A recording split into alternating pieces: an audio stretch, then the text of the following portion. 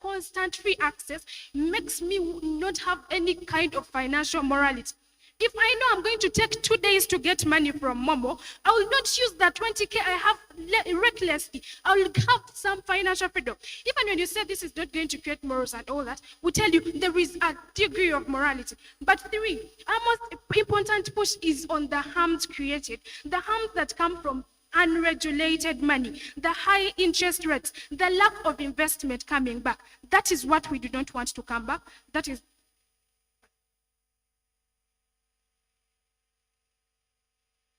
exactly. Human needs always change, but the idea that you always have somewhere to get this money is going to make you so dependent. If I know there is no way I'm going to get money, I will be saving money so that if I am in hospital, I have this. That is why people have insurance, because they are not so.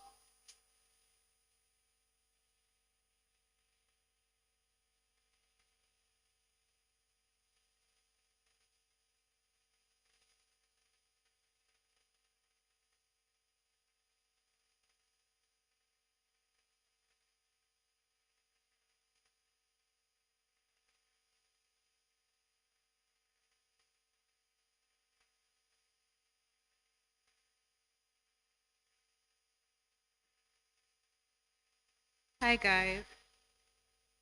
So I'm just going to read the motion again so that I don't leave the stage as angry as Philo. This house believes that Uganda should outside my time Rima should significantly tighten regulation on digital lending, even at the cost of reducing access to instant mobile credit. Great. Panel. I think the biggest problem with side government is that they assume that the economy is doing wonderfully. No, it's not.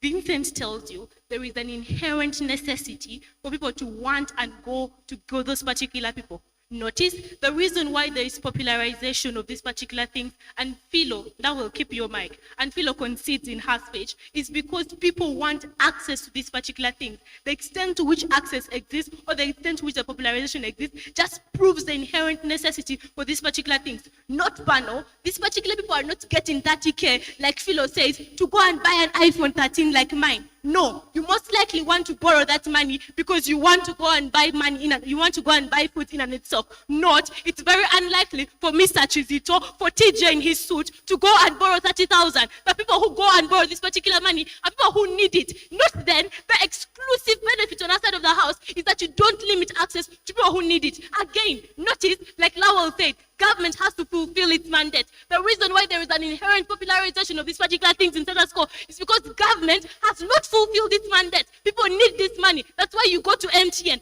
Pano, the only thing I'm going to do in web apps is that if I'm to prove to you that we mitigate all the harms that Lowell, Rahim, and Philo all concurrently sat and agreed on in prep time, we then win the debate. The first time they said that people are not going to use this money for what they want them to use for the use they want to use.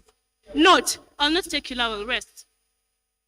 If I am going to go to Stanbic Bank, if I'm going to go to MTN, KCB, if I want to buy an iPhone 13, it doesn't matter where I get that money from. The difference on that side of the house, that even me myself, who needs that 30K to go and get treatment for my asthma from the nearest hospital possible, I cannot access this. We tell you the extent to which I will not take you Lowell rest, it's not pants finals. The extent to which we do these particular things, we then most likely to harm the people who need the money most. Secondly, panel, they talk about the idea of scamming. Not, they also consider the popularization of this particular thing. If I have been scammed by an app once, it's unlikely that I'll go and continuously be scammed by that app if I'm dense. And secondly, Mr. Tizito spent a lot of minutes here talking about the benefits of UCC in and of itself and how information is available. I think this in and of itself proves to you the extent to which information in and of itself is available to people, the extent to which you're able to regulate this particular thing.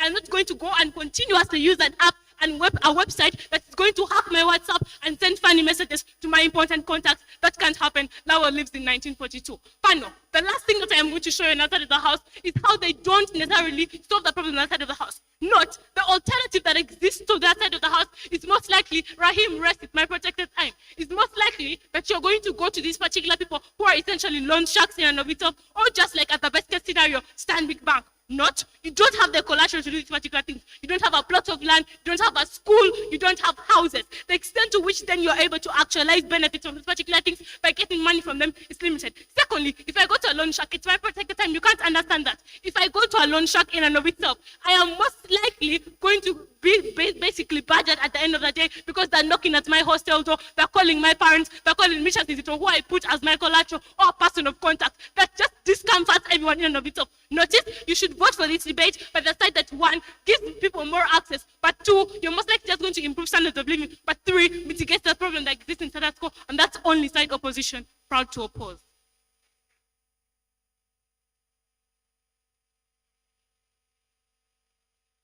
Okay, I see smoke in the room. I don't know from whence it has come. The master's public speech. The master's public speech is going to be delivered by Janice Kaja. Janice Kaja is an international law student at the University of Bocconi in Italy, an alumnus of King's College Voto, an advocate for anti-corruption and civic engagement, and an award-winning speaker. Okay, normally we don't do this, but I'm going to do it. She's a top social media influencer, and one of her posts gained global traction and was featured on the page of Elon Musk. Elon Musk gave Janice a shout out. There are levels to these things, right? So she's a global social media influencer. Janice?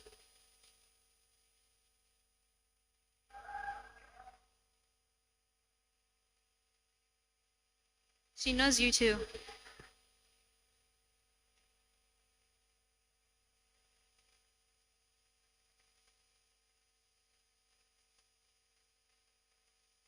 Being born a woman in this world automatically means I am going to be subjected to opinions. For some reason, I'm never enough.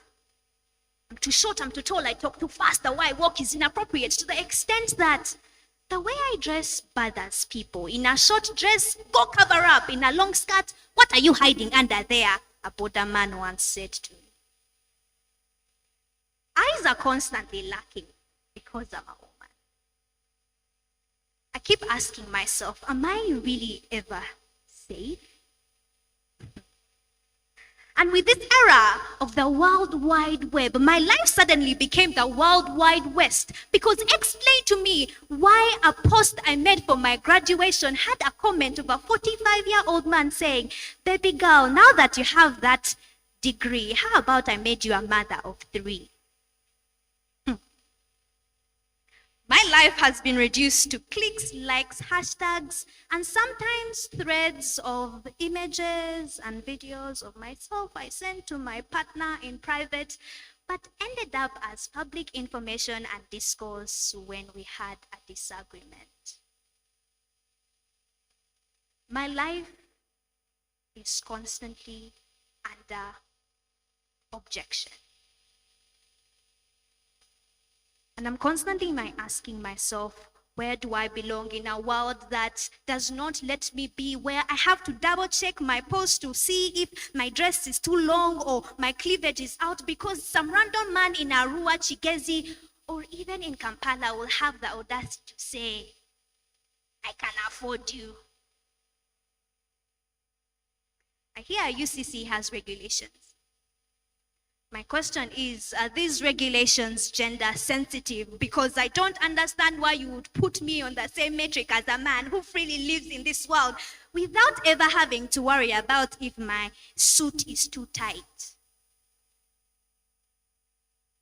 Because I was born a woman in this world, where digital inclusion means digital exclusion for me, because I'll constantly stay away from apps like LinkedIn that are supposed to get me a job, because I will be DM'd and asked, how much for a night? Mind you, I hold a degree in ICT and computer science, a pretty intelligent woman, but the world only sees me for my sexual reproductive organ. And so I ask again, are the regulations gender sensitive? How are you going to protect me as a girl, as a woman, as a sister? Yet the world doesn't seem to want to protect me either way. And so, to the regulators, the parents, and the caretakers in this room, are you gender sensitive? Because my world certainly is.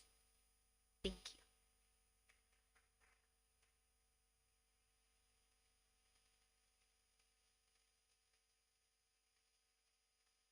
Thank you, Janice.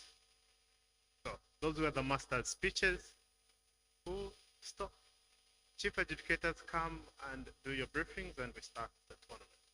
Harold, Wanonda, and Raymond Muhammad, would you like to make your way to the stage?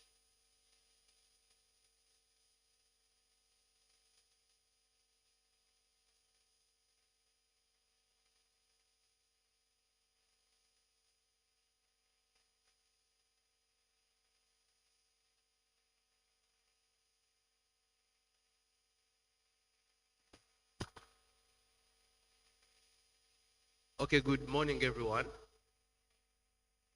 Okay, so I want to be sure, are there public speakers in this room? That's my other way of saying, if you're not a public speaker.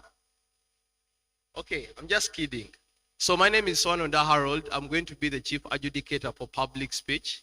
And my duty here is to do briefing a little bit. I'll just get straight to the point. Now, if you're a public speaker and you have a diary, a notebook, or a pen where you are writing, this is when you start to write.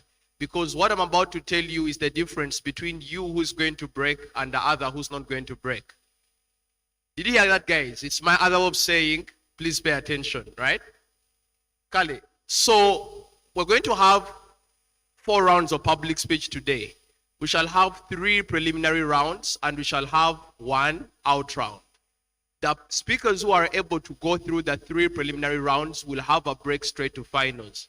Now, we are 20 public speakers. Out of those, we are breaking 10 or less than 10, depending on how the draw goes. But expect that it's going to be 10 people going to finals. Out of those 10 going to finals, we're going to look out for the best speaker. Overall, the one who was best in prelims. What that means is that in round 1, round 2, and round 3, you were better than everyone else. You will get a plaque. Then the best speaker at finals will win a trophy and get a golden medal. But at finals, we shall also award the first runners-up and the second runners-up. Is that clear? Okay. If it's not clear, you will see from there. Okay, so for starters, public speech is quite very simple. And I think you have seen quite an impressive master's speech from Janice. Can we all clap for her? Okay, if you agree that that speech was actually one that you want to aspire to give, let's clap harder than that. Okay, I think now Janice has all her flowers. Based on what Janice has done for you guys, you can see how a speech is given. For example, the very first thing in public speech is called task interpretation. You have tasks that have an information slide that are able to guide you on what speech to give and what content to have. Task interpretation is done on a word per word basis. What that simply means is that every single word or every single wording in that task is important to drive your speech towards where it has to go. I think that one is quite easy and many people know that. But I'll also tell you something you don't know. The second part of public speech is called audience analysis.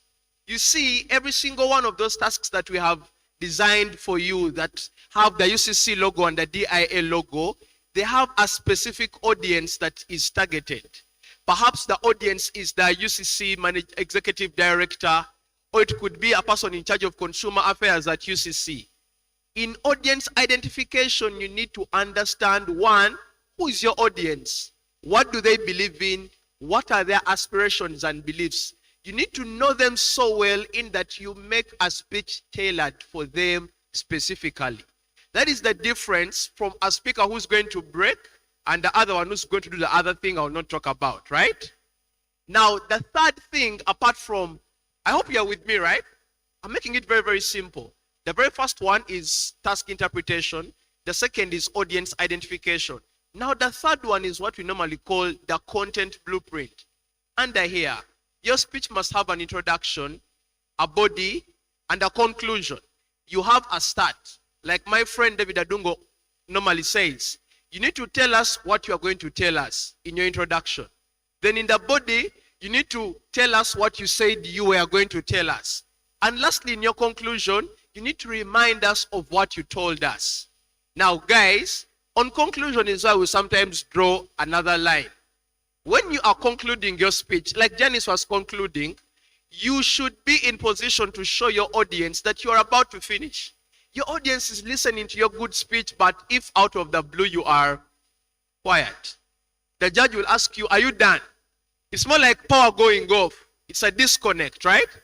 Please warn the judges that you're about to conclude. Very easy. How do you do that?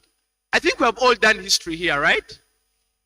You normally say in a conclusive remark, finally, as I leave the stage, if you want to add some swagger, you can be last but not least. A way of letting your audience know that you are about to finish your speech. The other thing is delivery. The whole time Janice was delivering her speech, you constantly saw her using her hands, using her face and looking each and every single one of you in the eye. You see, if you come in front and say, imagine I came and I said, my name is Harold.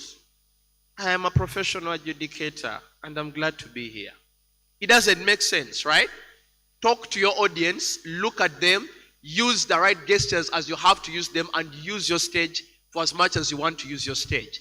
Now, I do hope there's no public speaker sleeping. I'm seeing someone sleeping in the audience. I do hope you're not a public speaker, right? Your neighbors just knocked on you. Don't sleep, right? Okay. Now, the other thing apart from content delivery is the language, English. But if you want to use any other language, for example, you are like Tracy. Tracy, I think sometimes is a Zulu. The other times she's a Francophone. She uses French so much. If you have to say something in French, please translate the same in English right away.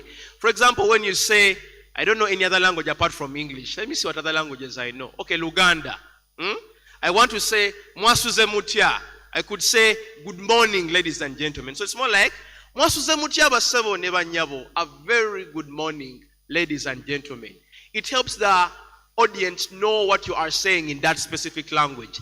Apart from that, public speech is a very good genre, quite easy to do, and it's quite fun. I think if you have done public speech before, you know that the adjudicators, like I normally say, they are yin and yang. They are both strict and also fun to be around. Our job here is to educate you. Our job here is to make sure that you are better speakers than you did come in. So it's not all about the breaking and winning of trophies. It's about the experience at the end of the day. Now, that being said and done, I'll repeat one more time. We're going to have 2 rooms of public speech. Now, those rooms of public speech are going to be, and I hope all public speakers are paying attention. Now, in my hand, I have a card. I think they are called room access cards. Now, the rooms in the Innovation Hub are not the analog ones where you just open with your hand and enter inside. Rather, the rooms use face unlock. Now, most of us here have never been here before, so your face won't work. However handsome or beautiful you are. Now, that being said, what is going to work are the access cards. The reason that's why I'm making this communication is that there are few individuals with these access cards. What that means is that if your debate room is room 9 and 10, you will be that side. If you're a public speaker, public speech room 1 and 2, you will also be that side. What that means is if we enter or if I make entrance and I have the card, once you are in there, unfortunately, you are in there. Unless I have to go and keep on opening for you. The communication is, please promptly move to your rooms and be in those specific rooms. Now, I have cards. My other adjudicators have cards, and also Raima, she's going to come in front here, the CA for debate, also has cards. I want to repeat this one more time. If you are going to be in room 9 and 10, that side, and speech room 1 and 2, you need to move there at the same time with the rest of us because you need a card to make entrance. Now, you can easily exit without a card because there will be a button to press. But to make entrance, You either make friends with people at Innovation Hub that will use their face unlock, or you are with me for the rest of the time. That being said and done, public speech will be the other side, debate will be here. Thank you so much.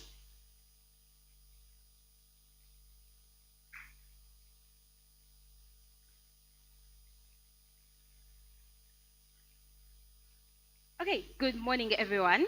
My name is Mohammed Raima, and I'm going to be the CA for this series of the UCC debates.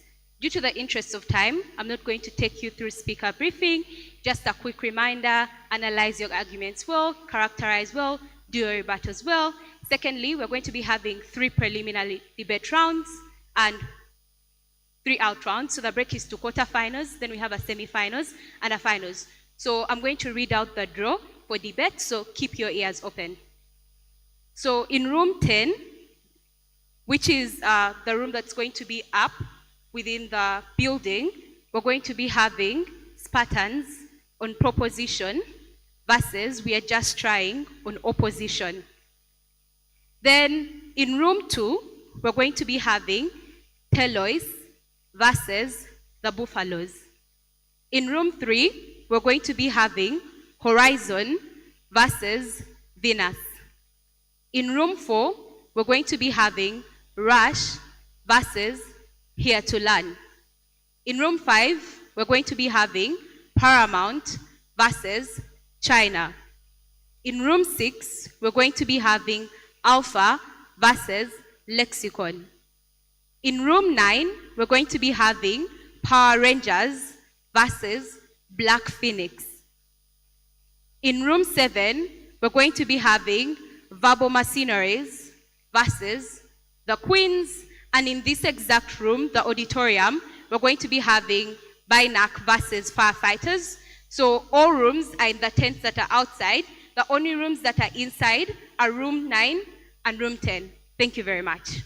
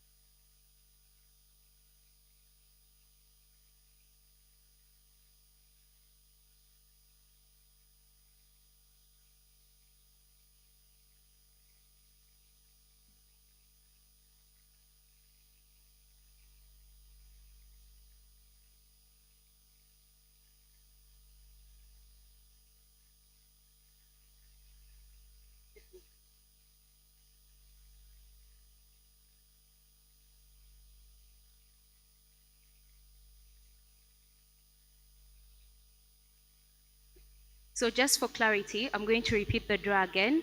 In room 10, we have Spartans versus We're Just Trying. In room 2, we have Telois versus the Buffaloes. In room 3, we have Horizon versus Venus. In room 4, we have Rush versus Here to Learn. In room 5, we have Paramount versus China. In room 6, we have Alpha versus Lexicon. In room 7, we have Verbal Mercenaries versus Queens. In room 9, we have Power Rangers versus Black Phoenix. And in this same room, the auditorium, we have Binac versus Firefighters. Have a blessed round. Okay, so for the public speech draw, I'm going to announce your name and the room you'll be in. All rooms of public speech are the Innovation Hub, so you'll follow me, Letitia. Letitia, could you wave to the public speakers? And Letitia as well, we have key cards that will allow you to access the rooms. So in case you want to observe public speech, this is when you move. So in room 1, we shall have Muiza Hadia. Then and the judge for room 1 will be Masete Derek. So we shall have, is Derek around? All right, so Derek has put his hand up there. Okay, so in room 1 we shall have Muiza Hadia, Sekirai Timothy, Awar Faith, Wesongo Alvin, Otim Gabriel, Kanyere Marion Muhindo, Atukunda Paul, Namatovu Serena, Nakawesa Amira Kwagala, Emajuma Samuel. That is room 1. So if you're in room 1, Judge Masete Derek is just standing right there. Please watch him. You will actually have to move with him. Now room 2, the judge will be Amoya Letitia Hadija. And the speakers are Nasali Ruby, Benadine, Kurunziza Amon, Adwok Angel, Senyanya Lukman. Is this your name though? Okay. Senyanya Lukman, you're in room 2. Nawagereka Jamila Jamal, room 2. Birunji Tenisha, room 2. Opecha El Nathan, room 2. Nakafero Bushra Musa, room 2. Jungu Joel Jex, room 2. And Martha Sylvia Mirembe, room 2. Now, in case you have not had your room or you are perhaps misplaced, I'll just be outside at the registration table. For now, let us have all those public speakers make their way to the Innovation Hub. The Innovation Hub is the building that you came through. You please look for me, Derek or Letitia. We shall take you to your rooms. Letitia, you might want to be moving right now. All right, I will also be equity for this tournament. In case you have any clash with any judge or any conflict of interest, you could always let me know. Otherwise, you're going to have to follow me, Derek and Letitia. Find us at the registration table. Thank you so much.